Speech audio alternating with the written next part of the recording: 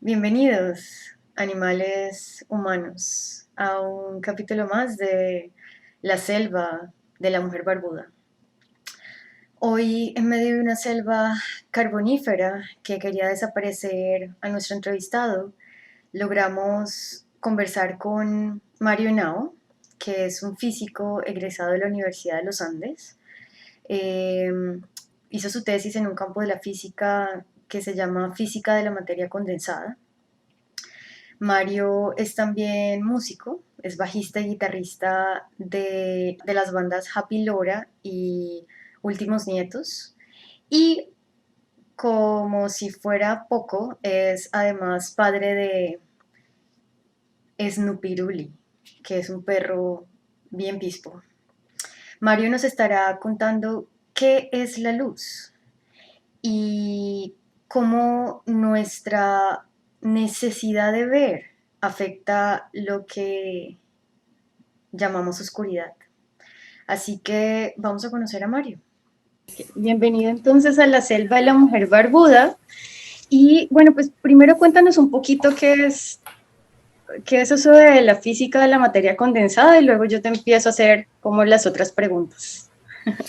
Vale, pues la física de la materia condensada es como la rama de la física que se encarga de estudiar sistemas que son altamente correlacionados, ¿no? O sea, típicamente uno tiene como una red imagínate un panal de huevos, ¿cierto? O sea, como lugares específicos donde se ubican partículas físicas o sistemas físicos y cómo interactúan entre ellos a cortas distancias, a largas distancias, cuando se le sube la temperatura, cuando le pones un campo eléctrico, lo que sea. Ese es como el campo de la materia condensada, a ver cómo responden esos sistemas a ese tipo de estímulos. Ok, ok. Bueno, Mario, entonces yo lo que te quería preguntar, o el tema que quiero tocar es la luz y la oscuridad. Y quería, ya que eres físico, quería preguntarte qué es la luz. Bueno, si me toca responder como desde el punto de vista de la física, Ajá. yo diría que es como ese concepto físico que nos permite caracterizar las ondas electromagnéticas. Es decir, eso vino después, ¿no? O sea, la luz se estudió se estudiaba desde hace muchísimo tiempo, como que se entendía desde Newton y seguro antes que Newton, sí, por supuesto, antes que Newton se pensaba como que sí, la luz era algo que viajaba de un lugar a otro y por eso podíamos verlo, por eso podíamos medirlo. Pero digamos que con el tiempo y cuando se logró entender como qué eran los campos eléctricos y los campos magnéticos, luego se dieron cuenta que la luz es como ese concepto físico, esa partícula, y pongo eso entre comillas porque seguramente más adelante vamos a hablar de que no es solo partícula, pero sí era como esa particulita que viajaba de un sitio a otro pues llevaba una cierta energía y se podía reflejar y se podía refractar y podía pasar un montón de cosas. Pero entonces, si la luz en términos físicos, como se conoce ahora, es como la manifestación del campo electromagnético, es como la partícula que se emite cuando hay campos electromagnéticos por ahí variando, Oh, moviéndose y bailando. ok, pero entonces yo recuerdo que tú me habías dicho alguna vez que eso es algo extraño como de la luz, ¿cierto? Como que la luz se comporta como partícula, pero también se comporta como onda, ¿cierto? Y, Sí, y dale. pensando en eso, ¿sí? ¿Cuál sería entonces esa relación entre la luz y la materia, ¿no? Porque pues nosotros pensamos que partícula tiene que ver más con materia que con movimiento, que con la energía como tal. Ujú. Pues sí, digamos, fue particular de la luz porque fue como la primera, fue quien, estudiando la luz, fue que los físicos se dieron cuenta que se comportaba bien raro porque a veces se comportaba como onda, que es tal vez lo que uno más recuerda o lo que más se imagina, ¿cierto? Porque uno puede coger la luz y la puede reflejar contra una superficie, ella puede cambiar de medio y se refracta, o ella puede generar patrones de interferencia, ¿cierto? Uno puede enviar como dos fuentes de luz y ellas interfieren, se suman. Entonces, ella se comportaba como onda, ¿cierto? Y como que la gente decía, listo, es una onda, no pasa nada, tiene propiedades de onda, tiene una longitud de onda, tiene una frecuencia, entonces podemos hablar de ella como onda, pero después se dieron cuenta de que para explicar cosas que pasaban, en particular una cosa que estudió Einstein y explicó Einstein, que se llama el efecto fotoeléctrico, pues él mantuvo que considerar que la luz se comportaba como partículas para explicar lo que estaba pasando ahí y fue una explicación satisfactoria. Entonces como que a partir de eso y pues muchas otras cosas más, la gente comenzó a decir, bueno, la luz como que tiene esa dualidad, ¿no? Se puede comportar como onda para ciertas cosas y como partícula para ciertas otras y ambas explicaciones pues son compatibles dentro de que, o sea, no porque sea la una no puede ser la otra, pero digamos que como que estás utilizando lenguajes distintos para explicar el mismo fenómeno, pero ambos funcionan y la física sigue utilizando ese concepto de dualidad onda-partícula. Ahora, como me preguntas con respecto a la materia, pues es que yo decía que la luz fue como la primera que mostró eso, pero después vino un señor que se llama Louis de Broglie, no, es un nombre difícil de pronunciar, es francés, no sé bien cómo se pronuncia, pero, pero su tesis, digamos, su hipótesis con la que él hizo todos sus cálculos y cosas, él proponía que toda, incluso la materia, o sea, las partículas que nosotros consideramos materia, protones, electrones, núcleos, hasta nosotros como cuerpos gigantescos de materia, también podríamos ser como descritos a través de propiedades de ondas. Claro, sobre nosotros se va a ver un poco distinto por el tamaño, pero digamos que uno le puede atribuir a un cuerpo de masa, no necesariamente a un fotón así como una partícula de luz, digamos, sino a un electrón puedes atribuirle también una longitud de onda, una frecuencia y por ende, pues tratarlo como onda. Y también llevó a resultados como satisfactorios para explicar cosas. Pues por ahí se habla de que los electrones, por ejemplo, está como este experimento súper famoso que se llama el experimento de la doble rendija, y es que tú tienes una pared y dejas dos rendijitas. Entonces, ellas están ahí, ¿cierto? Si tú quitas una de ellas y tiras un haz de electrones, ellas pasan, y acá atrás tienes como una pared en donde van a pegar, o donde vas a tener el registro de que pegaron los electrones. Y bueno, tú ves ahí como una manchita donde pegaron todos los electrones que pasaron por ahí, ¿cierto? Ahora, si tú tapas esa y dejas abierta la otra, lo mismo, queda ya la manchita. Pero si tú las dejas las dos abiertas, pasan los electrones y se crea un patrón de interferencia atrás. No quedan dos manchitas como uno pensaría si uno tiraría canicas, ¿cierto? Pues las dos manchitas pegarían por donde pasaron y quedarían dos manchitas al final. Pero por ser electrones y por tener propiedades ondulatorias, ocurre que se crea un patrón de interferencia atrás, no característico de las partículas, pero sí característico de las ondas. Entonces, sí, o sea, esa dualidad se presenta en más cosas que solo en la luz. Pero digamos que fue la luz la que comenzó como la primera que descubrieron. Se abrió eso. Mario, pero entonces podemos decir que los cuerpos son como condensaciones de energía también. Sí, ¿no? Sí, pues hay como varias cosas o varios acontecimientos como por ahí de experimentos y de teorías que hablan de eso, ¿cierto? Como que de la única manera en la que pues como que puedes llevar esta idea de que los cuerpos sean las dos cosas, es como eso, pero también hay cosas, porque digamos que hay teorías como la teoría de la relatividad especial, en la que tú encuentras equivalencias entre propiedades como la masa y la propia energía. Equivalencias me refiero es a que cuando ocurre algo, por ejemplo, dos partículas chocan a altísimas velocidades, en últimas lo que se tiene que conservar ahí no es solo la energía, sino la energía más la masa de las partículas es lo que se tiene que conservar. Entonces se habla de que, bueno, ¿dónde está toda la energía? Pues se convirtió en energía de otras partículas saliendo en otras direcciones, pero también las masas jugaron ahí para que las cosas se conservaran.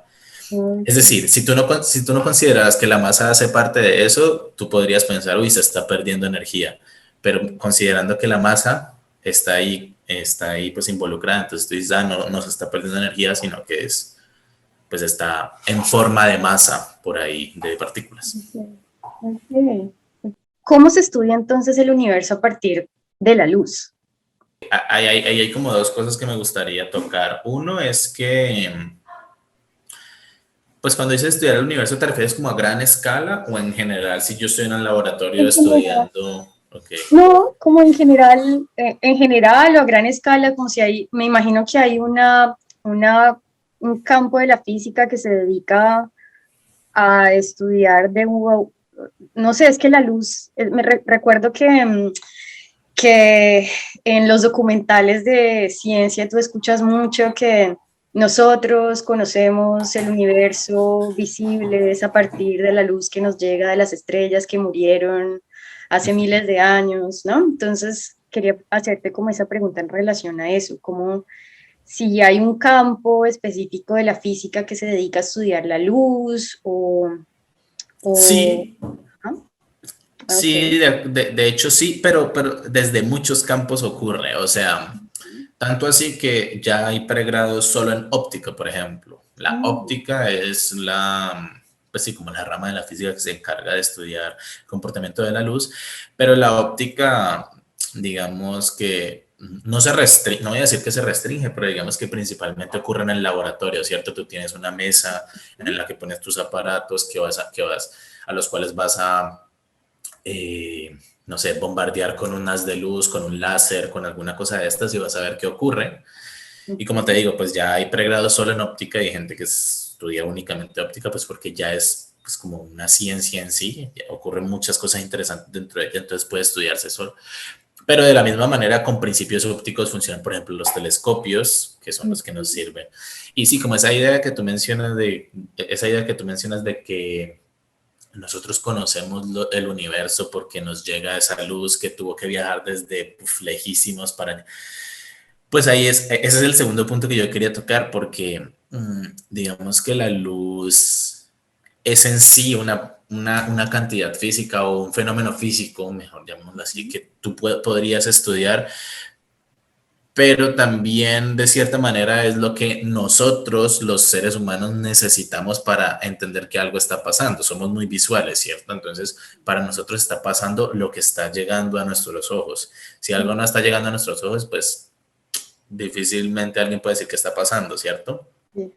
Entonces, ahí comienza a haber una barrera, pues, importante, me parece a mí, porque, bueno, de pronto para cuerpos tan grandes como galaxias o incluso seres humanos o cosas pues, de tamaño grande, pues no pasa mucho, pero cuando te vas al mundo cuántico en el que las partículas son suficientemente pequeñas y suficientemente como que esas partículas por su tamaño y pues por como el reino en el que viven, la luz es súper importante lo que pasa por ellas. Entonces, cuando tú bombardeas con luz, por ejemplo, un electrón o un sistema cuántico, pues en últimas lo estás alterando un montón.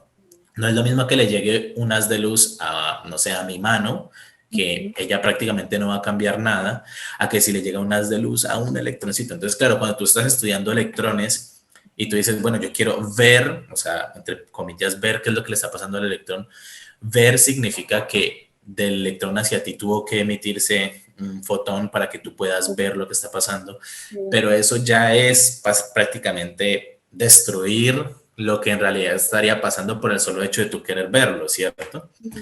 Entonces, a eso es a lo que yo voy con que ese es un punto interesante porque ahí la idea de que estamos estudiando lo que está pasando por el solo hecho de nosotros querer verlo, pues ya estamos interfiriendo un montón en lo que en realidad estaría pasando si no lo estuviéramos viendo. Ujú. Entonces, como que la luz, tal vez me estoy yendo por otro lado, pero me parecía interesante como acotar esa partecita y ya, pues lo que tú hablabas de el universo a gran escala, por ejemplo, entender que las estrellas que nosotros vemos es porque en realidad esa información está viajando desde por allá hasta nuestros Ujú. telescopios y luego de nuestros telescopios a nuestro ojo y toda esta cosa. Ujú. Pues sí, o sea, definitivamente la luz es como muy, muy, muy importante para todas las áreas de la física. Ok. Pero también yo sé que la física estudia muchos fenómenos que se les llama oscuros, ¿no? Ujú. Entonces quería preguntarte por esos otros fenómenos, como ¿qué es la materia oscura, por ejemplo? ¿Y qué es la energía oscura? Que sé que son cosas diferentes. Entonces, a ver si Ya, nos puedes hablar un poquito de eso. pues ahí sí, o sea, de todo lo que he hablado no soy experto y pues como que guardando las proporciones y en particular de lo que va a hablar menos aún, o sea, Ok. esto de materia oscura y energía oscura entiendo yo que es como un campo del que se encargan una rama de la física que se llama la cosmología y es como eso, Ok. estudiar el universo a gran escala. Entonces los cosmólogos, en física existe esta idea de reducir todo a principios muy básicos. Ujú. Digamos, sí, está como muy presente esta idea de la navaja de Occam, ¿cierto? Que es este como concepto que te permite seleccionar entre dos teorías, puede que las dos funcionen bien, ¿cierto? Pero tú te vas a quedar con la que, con elementos más básicos, predice lo que está pasando, ¿cierto? Como que hay una idea ahí de belleza en las teorías y que tienen que ser sencillas y que tienen que ser derivadas a partir de principios chiquitos. Es como que con esa idea en la física siempre todo el mundo va a querer generalizar, siempre todo el mundo va a querer reducirlos a cosas pequeñas y hay uno de esos principios como muy grandes y es como el de las cuatro interacciones básicas que hay en el universo, ¿cierto? Ujú. Con interacciones me refiero a tipos de fuerzas. Entonces está la gravitacional, está la electromagnética, está la nuclear débil y la nuclear fuerte. Son como las cuatro interacciones y a partir de esas cuatro interacciones se explica todo el universo, todo lo que hay hasta el momento, pues todo lo que entendemos. Ok. Entonces, bueno, existen esas, entonces, pues tú tienes un modelo de cómo se comporta el universo a gran escala, metes esas cuatro fuerzas porque sabes que son las únicas que hay y te das cuenta que las cosas no cuadran. O sea, te das cuenta que lo que escribes en el papel no cuadra con lo que ves en los experimentos. Los experimentos es literalmente poner telescopios y medir cosas. Sí. No cuadran. Entonces, pues si no cuadran, ¿qué hay que hacer? O metemos una interacción más y no es tan chévere porque es que eran cuatro, es bonito que sean cuatro y ya con eso queremos explicar todo. O metemos algún cuerpo que no conocemos Ujú. que casa dentro de esas cuatro interacciones, pero pues como no lo conocemos, le ponemos oscuro. Entonces es básicamente esa cosa. Entonces como que la materia oscura nace y bueno, aquí puedo estar, no sé, ese es como el chiste que hay siempre de los Ujú. físicos a los cosmólogos en particular y es eso, como que no sé cómo explicar eso, le pongo un nombre y digo que existe y es la materia oscura. Y Entiendo. después lo mismo pasa con la energía oscura. Ya digo lo que yo entiendo en qué se diferencia una de la otra, pero te digo, tampoco soy experto. Entonces, Ujú. bueno, aquí estoy diciéndolo como muy así, muy, será muy olímpicamente, porque, o sea, sí hay experimentos y sí hay, digamos que el modelo que usan para explicar que existe algo que se llama materia oscura y que tiene estas propiedades encaja, ¿cierto? Tiene su lógica y todo, pero Ujú. digamos que nace así, nace es por eso, nace es por creer que el universo se comportaba de alguna manera, vas y mides y resulta que no, entonces pues le metes un ingrediente adicional para que haga lo que te faltaba que hiciera, ¿cierto? Sí. Entonces, entiendo yo que la materia oscura se llama así, es porque para que funcione, Ujú. pues tiene que interactuar gravitacionalmente con las demás cosas que hay, todo lo que llamamos materia no oscura, digamos. Ujú. Entonces, como tiene que interactuar, se le llama materia por eso, ¿no? Porque pues tiene asociado eso de masa y la masa es una propiedad importante para que interactúe gravitacionalmente. Y oscura se le llama porque no emite radiación, o sea, porque no podemos verla, porque nuestros telescopios no perciben que de ahí viene algo. El oscuro es por eso, es porque ese es el verdadero nombre como de por qué se llama oscuro, es porque pues, no la podemos medir de la Detectar. forma en la que medimos todo lo que pasa allá y es con luz. Ok. Y lo mismo en sentido entonces con la energía, sería energía oscura, aquí. Entonces, sí, la energía oscura es más. Ah, ya. Una de las teorías como de cómo se originó el universo es esto del Big Bang, ¿cierto? Como que un puntico, una tremenda explosión y todo se. Ajá. Entonces, claro, todo se comenzó a expandir, pero digamos que dentro de esa teoría, pues en algún momento era tanta, o sea, por la explosión inicial, pues todo se expande, pero al ser tanta materia, en algún momento eso tendría que volver a unirse porque la interacción gravitacional es entre los cuerpos es que se atraigan, ¿cierto? O sea, la Tierra está girando alrededor del Sol porque está constantemente atraída hacia el Sol. Ujú. Y no solo hacia el Sol, sino hacia todo lo demás. Solo que el Sol es suficientemente grande como para hacer la interacción como más importante ahí. Pero digamos, todos los cuerpos, por el solo hecho de tener masa, se están atrayendo. Y eso ocurre. O sea, tú puedes medir eso. La masa que hasta, no sé, dos piedras se están atrayendo entre ellas, solo que la interacción no es tan grande como para que lo veamos, pero existe. Ok. Entonces, lo que se pensaba era que toda esa masa en algún momento se tiene que volver a unir, a llegar, pues, o sea, unirse en un único punto hasta que ahí se acaba el universo, digamos. Pero las mediciones revelan absolutamente todo lo contrario, y es que el universo se está expandiendo cada vez más y más y más, y lo más grave aún es que no se está expandiendo ni siquiera como a velocidad constante, sino que se está expandiendo cada vez más rápido. Mm, Es lo que se llama la expansión acelerada del universo. ok. Entonces, para que exista eso de que el universo se está expandiendo y además cada vez y más, más rápido, pues tiene que haber algo que lo esté haciendo, que es ese algo, pues la energía oscura. Ok. Entonces, si Bueno, ves, esos conceptos nacen es por eso, ¿no? Como que la observación no casa con la observación no casa con los cálculos que tú haces. Tú ujú, tienes dos opciones: o cambias toda la teoría que tienes atrás, ujú. o le añades un ingrediente a tu teoría y se cuadra todo. Y pues, ¿cuál es más barata? Pues ponerle Ya, el parámetro nuevo, porque todo lo que hay atrás cambiarlo es bien difícil, porque sirve para explicar un montón de otras cosas. Entonces, ya. es eso. Mario, y una última pregunta que se me ocurre en este momento escuchándote hablar. Cuando tú hablaste de que en física, yo me imagino que eso también pasa, es como en las ciencias matemáticas, cuando tú estabas hablando de que las cosas en física o las teorías necesitan como cierta belleza, ¿no? Como cierto equilibrio. ¿Cómo me dijiste que se llamaba? Como que todo calzara de alguna manera. Es como una intención de las ciencias matemáticas, o se da como en general o en tu campo específico que es la física. Es que me llama mucho la atención como por qué las cosas deben ser, o sea, por qué las teorías deben ser bonitas, por decirlo de alguna Uh-huh. manera, que tú te referiste como en esos términos un poco a... Pues yo creo que es como herencia, ¿no? Herencia de quienes han hecho eso, ¿cierto? De quienes Ajá. quienes son como los primeros sí, de los que tenemos registro que han hecho eso. Y pues eran como civilizaciones pues que pensaban en eso, ¿no? Como que todo eso tenía que ser reflejo de cosas divinas, de dioses o de Dios o ese tipo de cosas. Yo creo que se hereda de eso.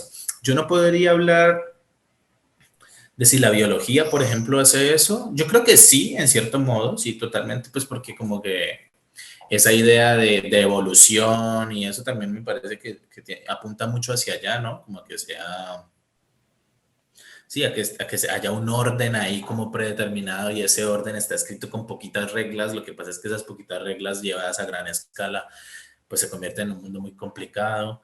Entonces, pues, y la química en particular, pues la química sí, la química nace como una ciencia aparte, ¿cierto? Y se desarrolla, pero luego se encuentra como el enlace que tiene con la física y pues se da cuenta que sí, que comparten un montón de cosas que se pueden, sí, se pueden compartir un montón de conceptos y retroalimentarse. Entonces, y después ya se dice, no, pues es que la química es una parte muy específica de la física que es tan grande que la vamos a llamar solo química, ¿cierto? Aquí puedo estar de pronto diciendo pues, que a un químico no le guste, pero digamos que hay cosas que, hay experimentos que lo muestran. Sí. Pero yo sé, o sea, definitivamente la física sí está completamente permeada por esa visión de reducir todo a principios básicos y a partir de ellos y que sea bonita, bonita en ese sentido, ¿no? Bonita en que yo te digo a ti tres reglas y con esas tres reglas tú me construyes todo el universo, digamos. Ya.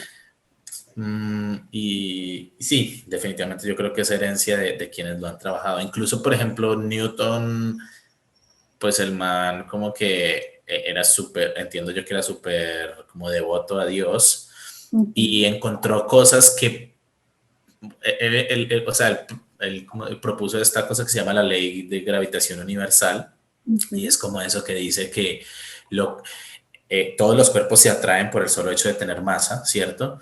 Pero entonces en esa época era, o sea, estaba como súper bien separado que los cielos se comportaban de una forma muy diferente a cómo se comportaba la Tierra y eran como, ¿cierto? Estaban como estas esferas de perfección y pues su ecuación lo que reflejaba era que no había nada especial, al menos en términos físicos, no había nada especial de cómo se comportaban las estrellas o cómo se comportaban los objetos en la Tierra.